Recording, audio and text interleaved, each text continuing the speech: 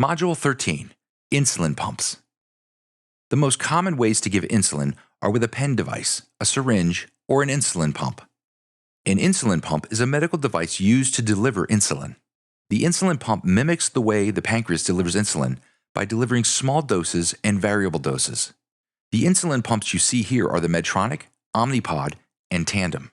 When a child wears an insulin pump, the insulin is infused through a cannula under the skin. The child does not get an injection of insulin when wearing a pump without an intact cannula.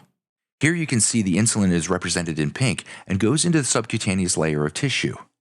You can see how small the cannula is relative to the fingernail. The cannula may go straight into the skin or at an angle, and it may be made of plastic or stainless steel.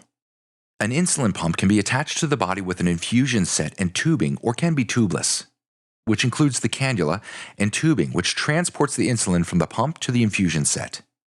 The pump stores and controls the insulin delivery. An insulin pump without tubing includes a pod worn on the body that stores and delivers insulin, and a handheld PDM that controls the insulin delivery. Insulin sets and pods are changed about every 3 days. Infusion sets or pods can be inserted in the same areas of the body that injections are done. The most popular sites on the body include the back of the upper arm, abdomen, buttocks, and upper thigh. It's important to move the infusion set or pod around to different parts of the body to keep the skin healthy and in a condition best able to absorb insulin. Rapid-acting insulin, such as Humalog, is the only type of insulin used in the pump. No long-acting insulin, such as Lantus, is used in the pump. Bolus is the term that refers to the burst of insulin given for carbs and high glucose level. Insulin pumps have built-in calculators that determine the amount of insulin to give based upon current glucose level, carb amount, target glucose level, and how much insulin is currently working in the body from the last bolus.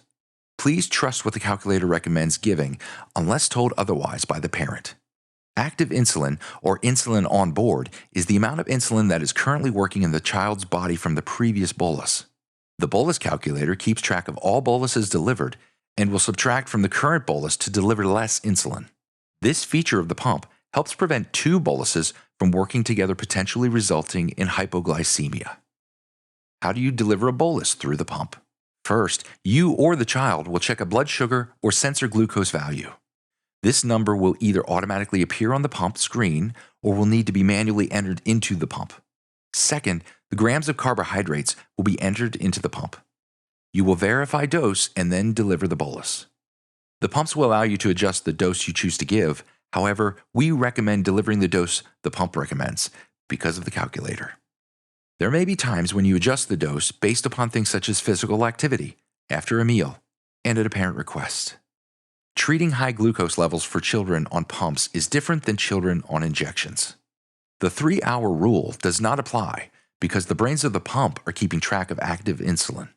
If the pump is not delivering insulin, for example, the infusion set has been pulled out or the tubing is kinked, the glucose level can rise quickly.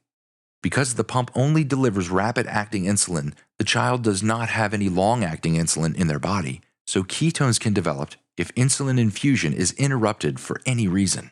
If the glucose level is greater than 300, please check the tubing for leaks, air bubbles, kinks, and that the infusion set is inserted and connected properly. Check the pod to make sure it is attached to the body. Check for ketones and call the parent if ketones are present. The infusion set or pod may need to be changed, which can be done by a parent or child if the child knows how.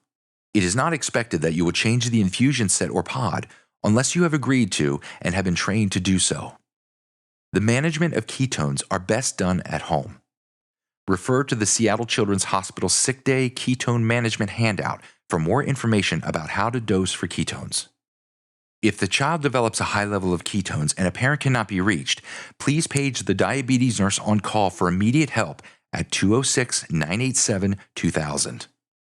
The next 2 modules are from our nutrition program. Go to Module 14 to continue.